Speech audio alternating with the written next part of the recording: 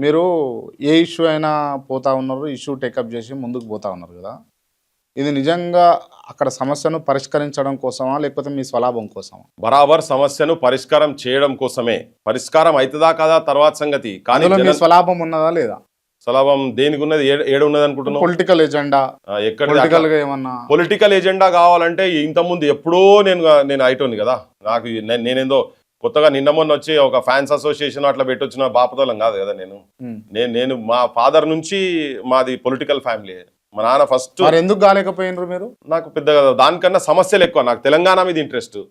Telangana MLA కావాలి, ఓ MLC కావాలి, లేకపోతే ఓ రాజ్యసభ మెంబర్ కావాలి, ఇట్లాంటివి ఏం లేవా? నాకు లేవు, అస్సలే లేవు. కానీ ఇప్పుడు ఒకవేళ అవకాశం వస్తే అవుతారా? ఇప్పుడు ఆ పార్టీలలో పోయి అవును నాకు అసలు ఇష్టం లేదు. ఎందుకంటే ఆడిపోతే బానిసత్వం చేయాలి. ఇలా ఏ సమస్య గురించి మాట్లాడాలంటే మాట్లాడే పరిస్థితి లేదు కదా. తెలంగాణలో విగ్రహాలు పెడుతున్నారు అని అంటే అస్తిత్వానికి అడ్డొచ్చినప్పుడు పోయి మాట్లాడాలంటే మాట్లాడని పరిస్థితి. నోరు మూసుకొని కూర్చోవాలి.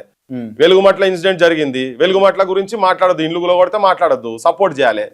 లేదు నువ్వు నిరుద్యోగులకు 2 లక్షల ఉద్యోగాలు ఇస్తా అన్నావు, ఇస్తలేవు అని చెప్పని అడిగే పరిస్థితి ఉండదు. ఇలా విషపు కూడు తినుకుంటా పిల్లలు, చిన్న పిల్లలు 100 మందికి పైన చచ్చిపోయినరు. ఈ గవర్నమెంట్ వచ్చినాక కూడా. పోయిన గవర్నమెంట్ చచ్చిపోయారు, ఈ గవర్నమెంట్ లో కూడా. లాస్ట్ గవర్నమెంట్ లో ప్రజల పక్షం ఉన్నాము, ఈ గవర్నమెంట్ లో కూడా మళ్ళీ ప్రజాపక్షం ఉండే కొట్లాడినాం కదా. సో ఇటువంటి ఏ ఇష్యూస్ అయినా నోరు మూసుకొని కూర్చోవాలి. సంగంరెడ్డి పృథ్వీరాజ్కి ఓ ఎమ్మెల్యే, ఎమ్మెల్సీ కావాలని ఉందా లేదా? ఓపెన్ గా చెప్పండి. ఇప్పుడున్న పరిస్థితులలో ఇప్పుడు నాకు మొన్నటి వరకు వాటి మీద పెద్ద ఇంట్రెస్ట్ లేకుండా, ఇంట్రెస్ట్ ఉండేది ఉంటే నేను ఎప్పుడో చంద్రబాబు దగ్గర కాలే ఇన్ని రోజులు, ఇప్పుడు ఇంట్రెస్ట్ ఉంది అని అంటారు. అంతేనా? చెప్తానండి. అనివార్యమైన పరిస్థితి. నేను కాదు, ఇట్లా ఆలోచించేటువంటి వాళ్ళు హౌస్ లో ఉండాలని చెప్తున్నాను నేను. ఇటువంటి ఆలోచన కొత్త తరం యువతరము హౌస్లలో ఉండాలి.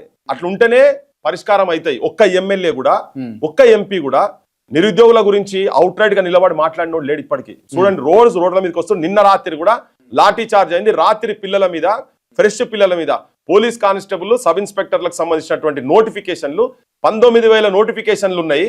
దాన్ని ఆ 19,000 వేయకుండా మీరు 5,000 వేస్తున్నారు. 19,000 వేయండి దయచేసి అని చెప్పని వాళ్ళు ఏదో ప్రొటెస్ట్ చేస్తుంటే ప్రజాప్రభుత్వం అని చెప్పుకుంటున్నటువంటి దాంట్లో వాళ్ళ మీద రాత్రికి ఎఫ్ఐఆర్లు అయినాయి. నా దగ్గర ఉంది. మీరు రాత్రి పిల్లలు 11:30 ఒకటి ఇంటికి ఫోన్ చేసి ఒకటే ఏడుస్తారు, అన్న మా భవిష్యత్తు గురించి కదా ఊర్లకి వెళ్ళి ఇక్కడికి వచ్చి కూర్చొని మాకు సావు తప్ప వేరే శరణ్యం లేదు, కేసులు పెట్టుడు ఏందన్నా, ప్రొటెస్ట్ చేస్తున్నాం, వేకెన్సీలు వాళ్ళు ఉన్నాయని చెప్తున్నారు కదా అని. మరి ఓట్లేసి లైసెన్సులు ఇచ్చి మీరు అసెంబ్లీలో కూర్చొని మాట్లాడమని ప్రజాప్రతినిధులుగా ఎన్నుకుంటే ఒకరు వాళ్ళ రెస్క్యూకి వచ్చి మాట్లాడతలేరు కదా. ఇలా తెలంగాణ రెస్క్యూకి వస్తలేరు, ఇటువంటి రెస్క్యూకి వస్తలేరు.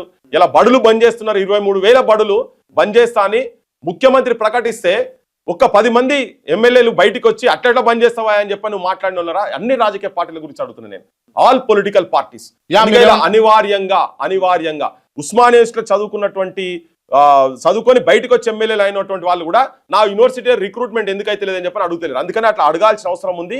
పరిష్కార మార్గాల సైడ్ తీసుకుపోవాల్సినటువంటి నాయకత్వం తెలంగాణకు అవసరం ఉంది. కాబట్టి ఇలా కావాల్సిందే. సంగంరెడ్డి పృథ్వీరాజ్ పార్టీ పెట్టబోతుందా? ఎస్, బరాబర్ తెలంగాణకు ఒక ప్రత్యామ్నాయ రాజకీయ పార్టీ రాబోతున్నది.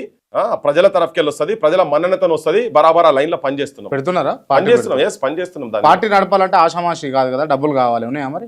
ఇది ఒక పెద్ద క్వశ్చన్. ఇది $1 మిలియన్ క్వశ్చన్ అందరికి. వాస్తవం కూడా ఇలా పార్టీలు పైసలు లేకుంటే ఏది నడవాయి.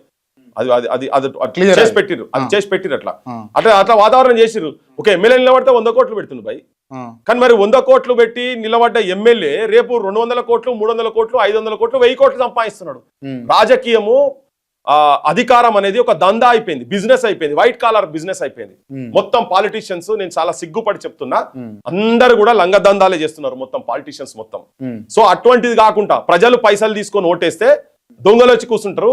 నువ్వు సర్పంచ్ కూడా, సర్పంచ్ ఇలా ₹1 కోటి 50 లక్షలు లేనిది లేదు. 50 లక్షలు ₹1 కోటి భూములు అమ్ముకోవాలి, ఆస్తులు అమ్ముకోవాలి, అప్పులు తీసుకురావాలి, భార్య నగలు అమ్ముకొని నిలబడాలి. పైసలు రావు, ఆత్మహత్యలు అవుతున్నాయి. అట్లా చాలా కుటుంబాల దగ్గర నేను పోయినా. ప్రజలు పైసలు తీసుకోకుండా ఓట్లు వేసేటువంటి జీరో బడ్జెట్ బరాబర్, అది తప్ప జనానికి వేరే దారి లేదు. అది కూడా చెప్తున్నా. పృథ్వీరాజ్ గారు పైసలు లేవు. చెప్పినటువంటి అంశాలతోటి, ఎజెండా తోటి వచ్చిన వాళ్ళు, కన్వర్ట్ అయిన వాళ్ళు ఉన్నారు. అట్లాంటి వాళ్ళు ఇప్పుడు కన్వర్ట్ అయ్యి మీ చేత తింటున్న వాళ్ళు కూడా ఉన్నారు.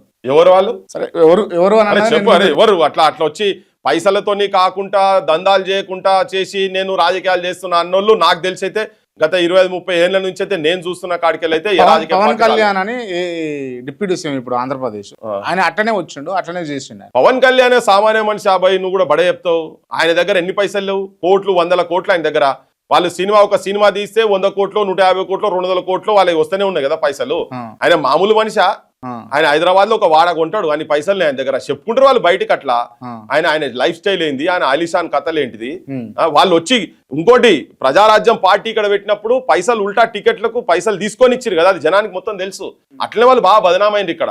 ఒక్కొక్కరి దగ్గర క్యాండిడేట్ దగ్గర ఒకరి దగ్గర 50 కోట్లు, ఒక దగ్గర 30 కోట్లు, ఇట్లా అప్పుడు జనానికి అంతా తెలిసింది కదా.